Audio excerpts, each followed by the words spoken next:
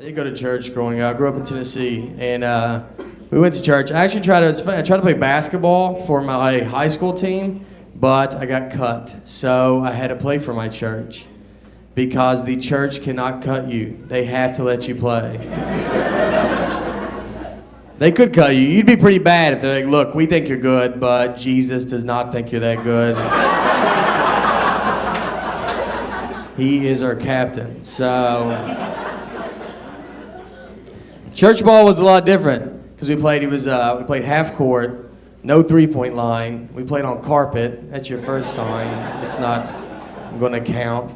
And they didn't even give us a basketball. We didn't have a basketball. We would just stand there and play on honesty.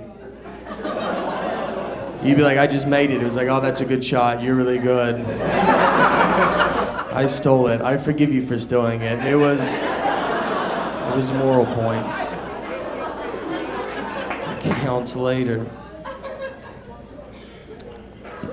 Are y'all gonna go watch the Nathan's hot dog eating contest? Did everybody get their tickets for that?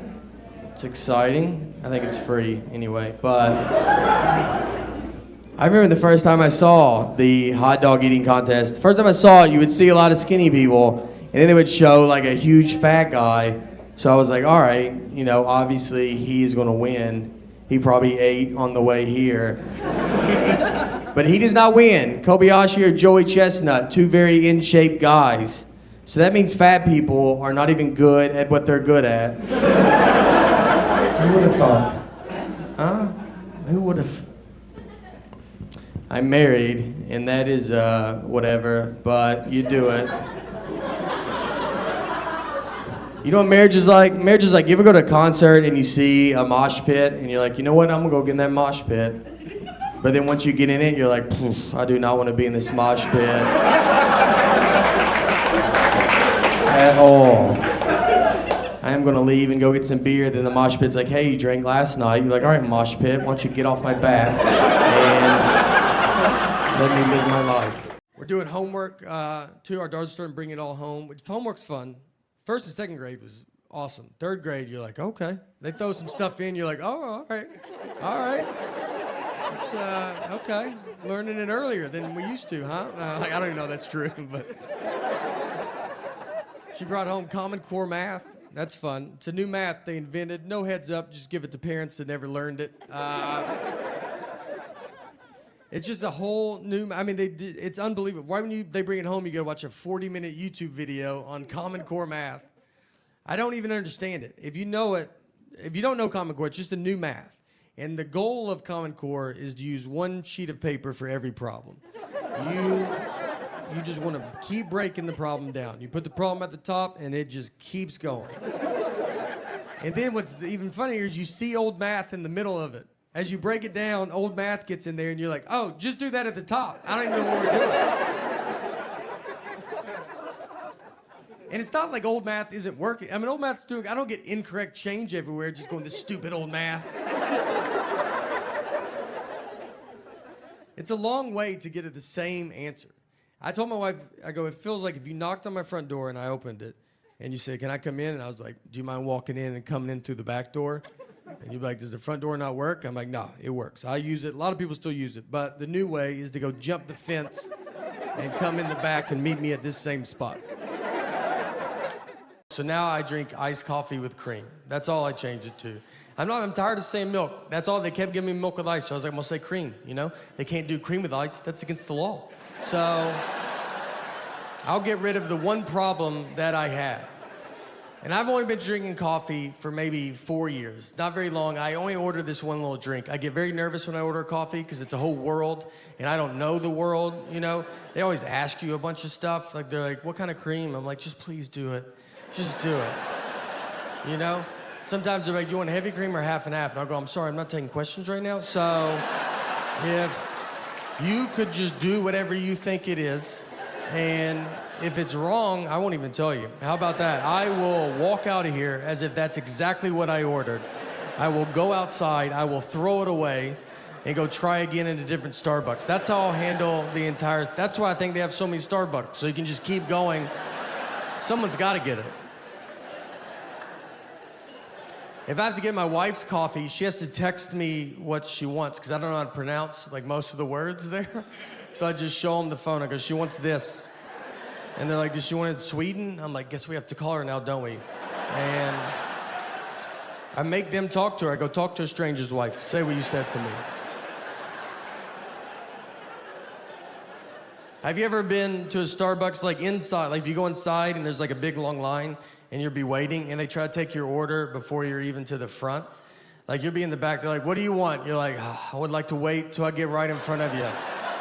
Yeah, you know what, did you see how everybody looked at me when you said that? I didn't care for that. So how about we do it like a regular, normal business, you know? And you let me do it right in front of you. Starbucks is like waving cars down on the street. Just been like, we're just trying to get your order started in case you ever come here one day.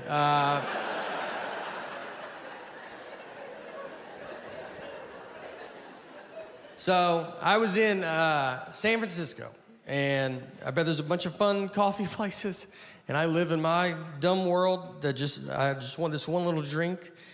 So I go into a Starbucks, and I get to the front, and I was like, I'll take an iced coffee with cream. She goes, with cream? I go with cream. And then she goes, iced coffee with cream? I go, iced coffee with cream. She goes, with cream? I go with cream. And she said it one more time. She said, so iced coffee with cream? And at that point, I should have said, what's going on right now?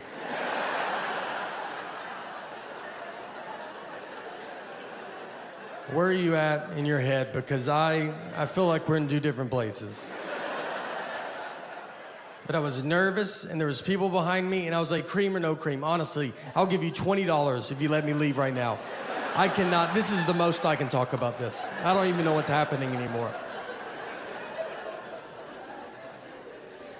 So I paid, I go stand in line, you know, where you gotta wait for your drink.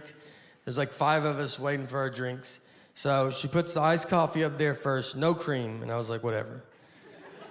I'll just do it myself, you know? Like, I don't like doing it myself, but I was like, all right, I'll just do it. So before I could get it, she's walked back with a can of whipped cream, and she's shaking it. And I'm just looking at it, like, thinking that's someone else's. I'm like, someone's getting whipped cream. That's fun. One of you guys are getting whipped cream? And I look down, and she starts spraying the whipped cream on top of my iced coffee. She just yells out, iced coffee, whipped cream, yells it out.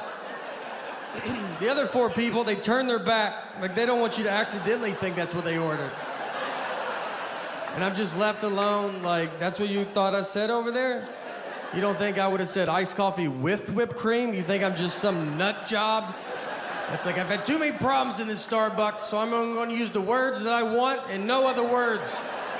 Iced coffee, whipped cream cup. And they didn't have a top for it, so whipped cream, it doesn't sink and become less embarrassing. It moves. It's like a buoy in an ocean that everybody sees. And I'm just walking through the crowd like, this is my favorite drink. I don't know if you guys drink this at all. Does anybody? Nobody does this? I'm surprised. And I walked outside and threw it away and tried again at a different Starbucks. I'm married. I'm still married. And thanks. Yeah. I like to say it, you know, like I'm at the same job, just like, yeah, no, still work there. Yeah, right out of high school. Only job I applied for. My wife will tell me that she always says that I don't like the way she talks, and it's not her voice. I like the sound of her voice. That'd be a big problem, I think, if it was like, get your voice. I just hate it. Just to go to couples therapy and be like, can you hear it right? Like, it's not, you know, it's not fun. It's the information that she chooses to tell me at times. We took a trip to Florida, to Fort Lauderdale, and her and our daughter are flying from Nashville, where we live, and I'm flying from Detroit. We're meeting at Fort Lauderdale's airport. I have to find them when they land. So I called her because I was about to take off, and I was like, all right, what time do you guys leave? She goes, noon. And it was 11:30, and they're still at home. I was like, Laura, I don't know if you even know what an airport is. But if that plane was in our driveway, I don't think you could make it.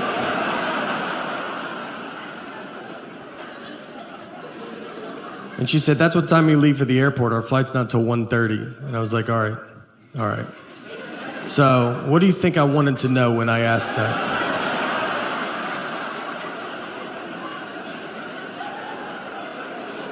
Is that what you thought the best time you could give me was a time that means nothing to nobody? What time did you go to bed last night? Just tell me that, and I'll just look up all the planes that land in Florida, and I'll guess which one I think you're on. She said, I'm sorry I don't talk the way you want me to talk. I'm like, I want you to talk like a regular person, all right? Like you've been around people before, you know? We didn't talk in Florida, I'll tell you that.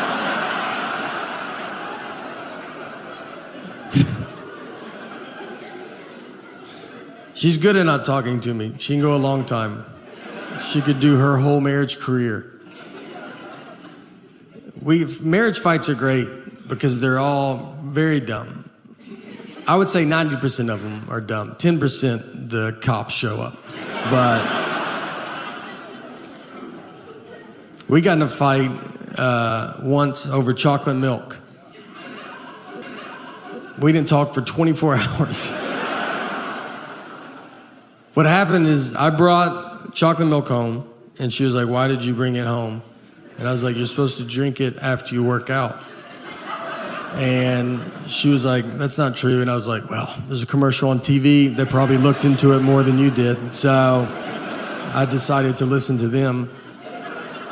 And she said, that's just the milk people pushing chocolate milk. And I was like, you don't even know what that statement means. You don't know if there's milk people. And I think chocolate milk's doing fine. I don't think they're sitting on barrels of it. And they're like, we got to make up a lie. We got to get rid of this chocolate milk.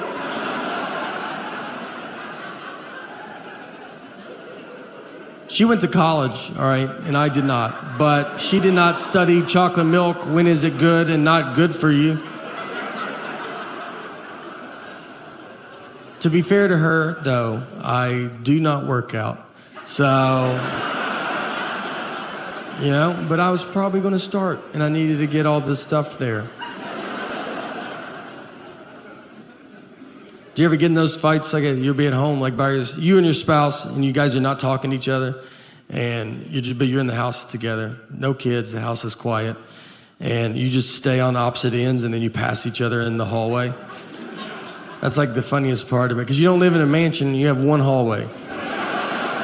And you just didn't time it out right, and you just have to walk by each other like strangers. You're like, oh, excuse me, sorry, yeah, no, go ahead.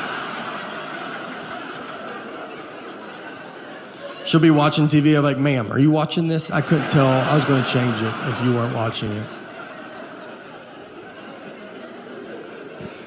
It's the silent treatment. The silent treatment is, it's a very common thing. Everybody knows what it is. I think women are just born knowing it. I don't think you're taught it. I don't think it's like, my mom did it and her mom.